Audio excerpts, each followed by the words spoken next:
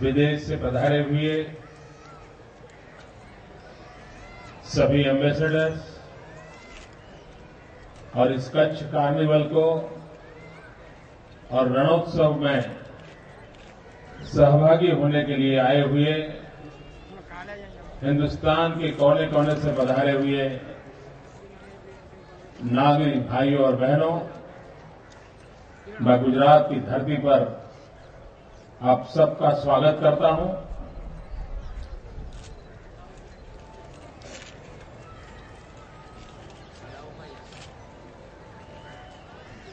कच्छ ने कहा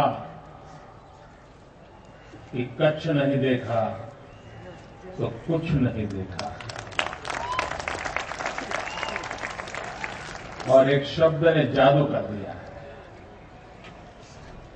हिंदुस्तान के हर कोने में चर्चा है कि कच्छ नहीं देखा तो कुछ नहीं देखा,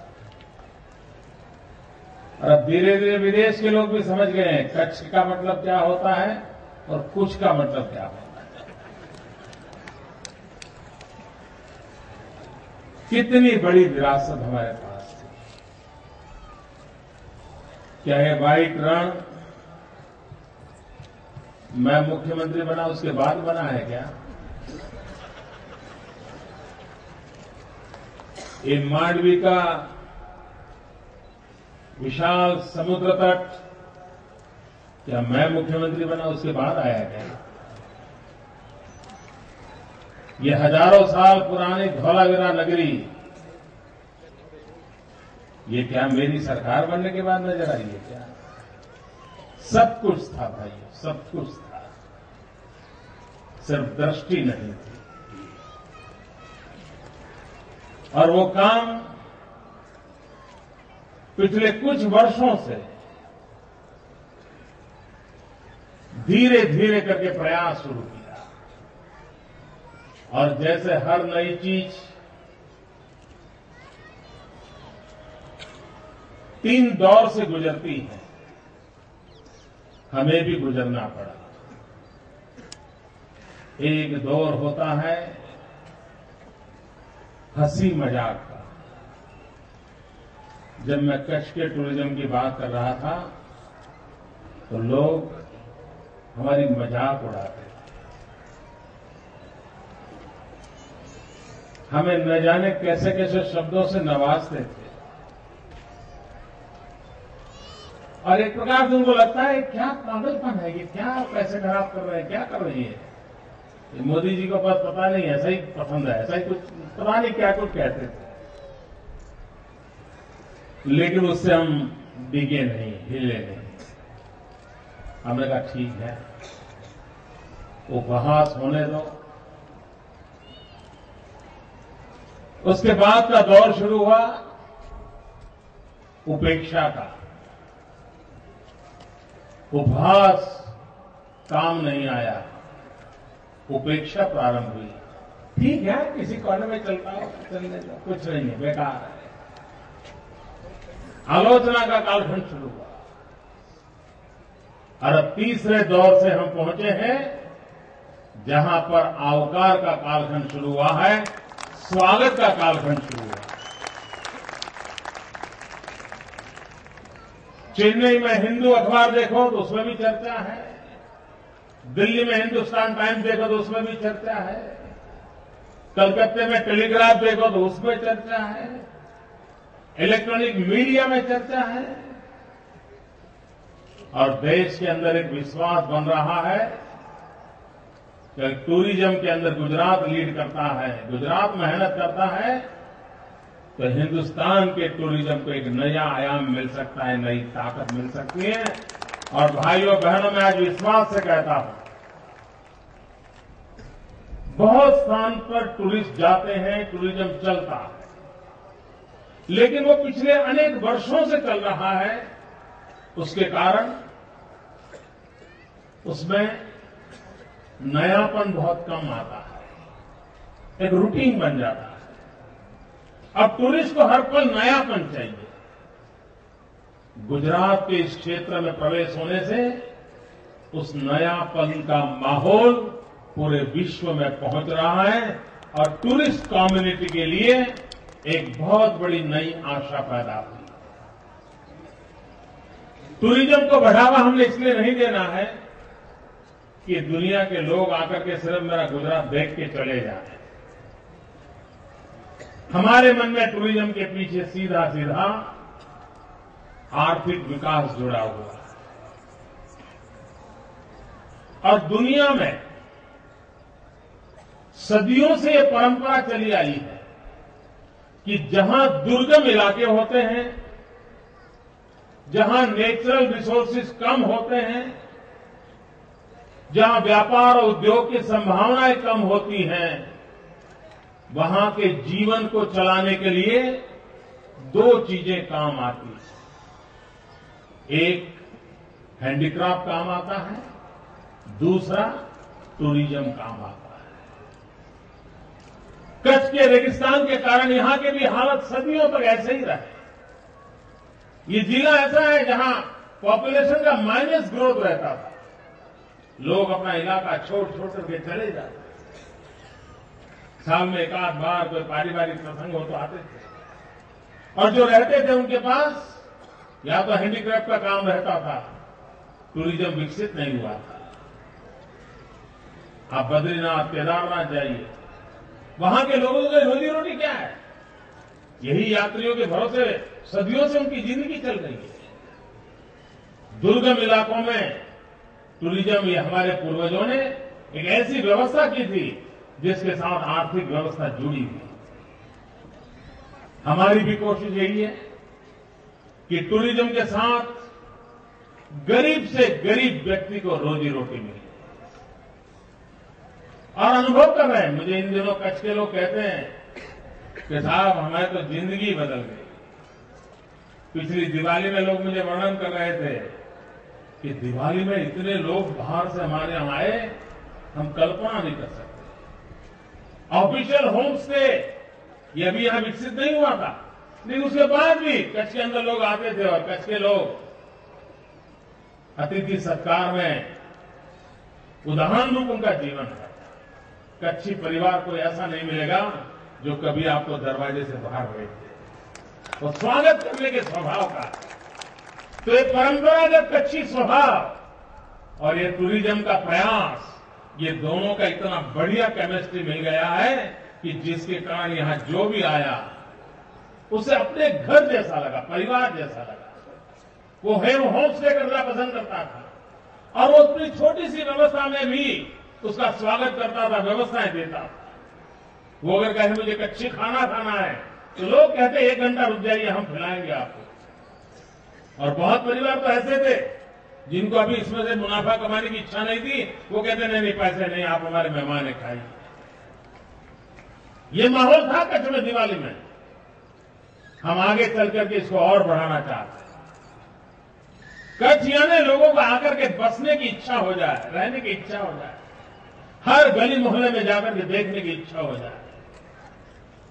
और प्रकृति ने क्या कुछ नहीं दिया है। आप किसी एक पूरे देश के अंदर जाकर के जितना नहीं देख सकते, उतना कच्छ के अंदर एक जिले में देख सकते हैं।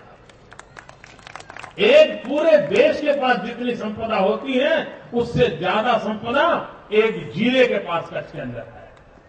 इस शक्ति को हमें उभारना है, और इसी के माध्यम से हम विश्व भर के लोगों को गुजरात की धरती पर आने के लिए निमंत्रण दे रहे हैं, कच्छ की धरती पर आने के लिए निमंत्रण देते हैं। ये व्हाइट रण, कुछ लोग आज पूरा दिन भर वहां चले गए थे। उनका आग्रह था कि हम तो भले 1 घंटे का सफर हो, लेकिन हम भूज कार्निवल के लिए शाम को वापस आएंगे, लेकिन हमको अभी रण में जाना है। गए लोग जिन्होंने आध्यात्मिकता की अनुभूति करनी है, जो प्रकृति की विशालता के दर्शन करना चाहते हैं, जो हिमालय की ऊंचाइयों तक नहीं पहुंच पाए हैं, जो आध्यात्म की ईश्वर के साक्षात्कार की अनुभूति करना चाहते हैं, मैं उनको निमंत्रण देता हूं, आइए 1 घंटा तक इस सफेद रण के भीतर जाकर के मौन जाकर के बैठ लीजिए आपको ईश्वर की विशाल शक्ति का अनुभव होगा। यह आध्यात्मिकता की अनुभूति का क्षेत्र है। आप देखिए प्रकृति ने क्या दिया है वहां। और मित्रों, मैं जो बोल रहा हूं, मैं भीतर के अपने एक्सपीरियंस के द्वारा बोल रहा हूं। मैं किसी किताब से पढ़ करके नहीं बोल रहा। मैंने इस विशाल सफेद रण के अंदर प्राकृतिक सौंदर्य के साथ साथ परमात्मा की शक्ति का एहसास किया है। मैं आपको भी प्रार्थना करता हूं कि आप टूरिस्ट के नाते आए हैं, फोटो निकालिए, मौज कीजिए, सब कीजिए, लेकिन हो सके तो सुबह 6 बजे उस सफेद रण के अंदर कहीं अकेले जाकर के कुछ पल बिता देखिए। आपको पता चलेगा कि कितने विशाल इस ब्रह्मांड के आप छोटे से अंश हैं और कहां आप जाके खड़े हैं, आपको अनुभूति होगी। मैं निमंत्रण देता हूं भाइयों, आइए। मैं पूरे हिंदुस्तान को निमंत्रण देता हूं।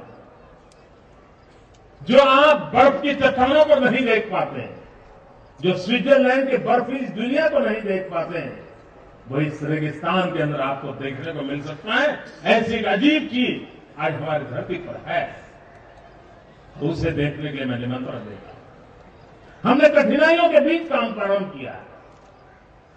सामान्य सुविधाएं वहां नहीं है। हमें टेम्पररी सारा एक नगर बनाना पड़ता है, लेकिन वो इसलिए बनाते हैं कि प्रकृति की इस महान सौगात को हिंदुस्तान का हर नागरिक अनुभव करे, और उसके लिए अगर गुजरात को कुछ करना पड़ेगा तो करने के लिए हम हर हमेशा तैयार हैं। भाइयों बहनों, 5000 साल पहले हमारे पूर्वजों ने, उनकी सोच क्या थी, कैसे नगर रचनाएं थी, देखे तो सही धौलावीरा जाकर के। कितनी बड़ी विरासत है मित्रों। वहां का एक एक पत्थर, एक एक ईंट 5000 साल के हमारे पूर्वजों की गाथा को सुनाता है हमें। हर पत्थर बोलता है। आज हम बड़े बड़े शहरों में जाते हैं तो साइनेज होते हैं कि ये इधर जाने वाला रास्ता इधर है, इस चौराहे से यहां जाते हैं।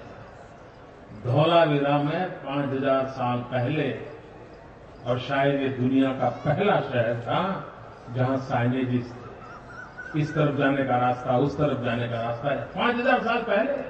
और इसका मतलब ये हुआ कि धौलावीरा में दुनिया भर के लोग आते होंगे उस समय, तभी तो साइनेज लिखने पड़े। गांव वालों के लिए थोड़ा लिखना पड़ता है कि सोनी बाजार में जाना है तो यहां से जाओगे, लिखना थोड़ा पड़ता है। भाइयों बहनों, इसका मतलब है कितनी बड़ी विरासत हमारे पास है, हम उसे देखें। मित्रों, विश्व के अंदर हम वो लोग हैं जो द्वितीय विश्व युद्ध में जो जहाजों का उपयोग हुआ था और जो जहाज टिक पाए थे, वो जहाज मेरे मांडवी की धरती पर बने थे। सामुद्रिक जहाज बनाने का सामर्थ्य 400 साल पहले यहां से नाव लेकर के लोग दुनिया के देशों में पहुंच सकते थे। ऐसे नाव बनाने की ताकत इस मांडवी की धरती पर है। अब आइए देखिए, आज भी उस परंपरागत के आधार पर बड़े बड़े जहाज बनाने की व्यवस्था है। ये अपने आप में बच्चों के लिए शिक्षा का क्षेत्र है। और इसके साथ साथ कच्छ का आधुनिक रूप भी देखने को मिलेगा। कच्छ का हैंडीक्राफ्ट, मैं हैरान हूं मित्रों, कैसे बनाते हैं। एक एक चीज 40-40, 50-50 हजार रुपए की कीमत की चीजें। और माताएं बहनें आई है, पता नहीं उनके पतिदेव उनको देखने देंगे या नहीं देंगे। एक एक साल भर एक एक शॉल बनाते बनाते बनाते 40-40, 50-50 हजार रुपए का एक एक पीस बनाते हैं। कितने प्रकार की कलाएं हैं। दुनिया के हर देश को हम प्रभावित कर सके, इतना सामर्थ्य है। भाइयों बहनों, गरीब से गरीब आदमी को रोजी रोटी मिले, इसके लिए सरल से सरल को व्यापार व्यवसाय हो तो टूरिज्म है। और भाइयों बहनों, दुनिया विश्व शांति की तलाश में है, भाईचारे की तलाश में है। टेक्नोलॉजी ने हमें एक कर दिया है, हमें जोड़ के रखा है, हमें कनेक्ट कर दिया है। लेकिन वो कनेक्टिविटी टेक्नोलॉजी पर निर्भर है। टूरिज्म की कनेक्टिविटी हमें आत्मा से, संवेदनाओं से जोड़ देती है। दुनिया टेररिज्म के कारण परेशान है। Tourism unite the world, terrorism divide the world. ये ताकत पड़ी है और इसलिए दुनिया को जोड़ने के लिए, टूरिज्म के लिए जितना हम ज्यादा बल दें उतना टूरिज्म बढ़ने वाला है।